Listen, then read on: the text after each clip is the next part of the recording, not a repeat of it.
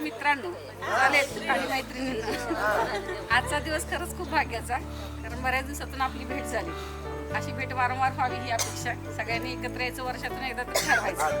नक्की आज झालो तसंच पुन्हा दरवर्षी एकतरी आपलं गेट टुगेदर झालं पाहिजे. वर्षात 10 वेळा एकदा कुठं. अरे 2 वर्षात संधी दिली आता, मी 1 वर्ष कमी केलं. आलं का लक्षात? दरवर्षी असं सगळेजण भेटूया. आणि जसं त्यानं सांगितलं त्या पद्धतीने खरोखर हा जो मनाचा आनंद आहे हा कुठे सुद्धा शोधून सापडणार नाही. आतापर्यंत आपण जगलो म्हणजे कसं आई वडिलांच्या ह्याच्यावर, म्हणजे आम्ही लेडीज तरी पुन्हा पतीच्या प्रत्येकाच्या बंधनात राहून आहे की नाही. म्हणजे आपल्याला जे करायचं, आता मी म्हणा किंवा राजश्री ठराविक महिला उभ्या राहिल्या काही राहिल्या नाहीत, पण त्यांनी त्यांची मुलं पण घडवली चांगली. आणि मुलांनी पण काय केलं की आपला संसार बघत, प्रपंच बघत आपलं चालले, म्हणजे व्यवस्थित चालले सगळ्यांचं, की नाही. पण आपल्यासाठी कधी जगलो आपण? आपल्यासाठी जगलं पाहिजे. आणि हा जो मनाचा आनंद आहे, कुठंतरी दुःख असतं, यातना असतात. माझ्या तर भरपूर गेल्या आयुष्यात, पण मी त्यातून वाट काढत राहिली. कारण फक्त पॉझिटिव्ह एक विचार की माझं चांगलं होणार आहे आणि मी चांगलं करणार आहे.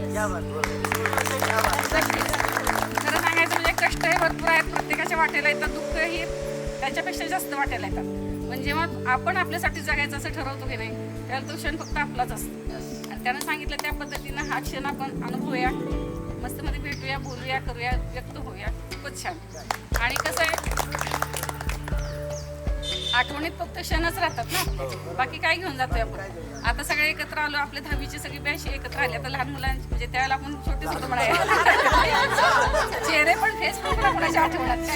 काही जणांची म्हणजे मुलींची आमची बऱ्यापैकी आम्ही संपर्कात असतो. मुलं कधी संपर्कात कोणाच्या तरी मनाच्या आठवणीमध्ये कुठंतरी काहीतरी राहिलेलं असते, आहे की नाही. 10वीत असताना आपल्या काही जुन्या आठवणी असतात, कुठेतरी मनात काहीतरी राहिलेलं असते. पण एकत्र भेटल्यानंतर थोडंसं त्या आठवणींना पुन्हा उजाळा मिळतो. बरोबर आहे ना. काही आठवणी चांगल्या असतात, काही वाईट असतात.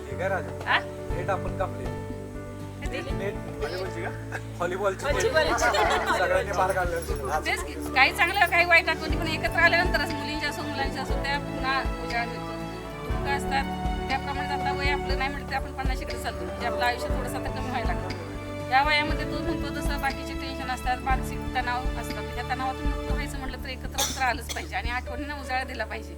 ज्यावेळेला आपण जास्त म्हणजे असं तो म्हणतो तसं टेन्शनमध्ये असेल, ती आठवण फक्त आठवायची की नाही, हा माझा आनंदाचा दिवस होता. आणि त्या आनंदाच्या दिवसात तुम्ही गेल्यानंतर ते जे वाईट आहे ते सगळं निघून जाणार मनातून, आणि पुन्हा फ्रेश मनात म्हणजे पुन्हा आणखी तुम्ही नाविन्यानं जगणार. आता आम्ही अंगणवाडी सेविका, आमच्या अगदी म्हणायचं गेलं तर सरांनी तसंच आमच्यामध्ये हे ठेवले. अगदी लहानपणीच्या आठवणी पुन्हा उजाळा मिळवून त्यांनी चेल्लस, आंधळी कोशिंबीर, खो खो, लंगडी असे खेळ घेतले. शेकोटीचा एक उत्सव केला आमच्यासाठी. सगळेजण एकत्र आलो. बेलोड नाही याच्यामध्ये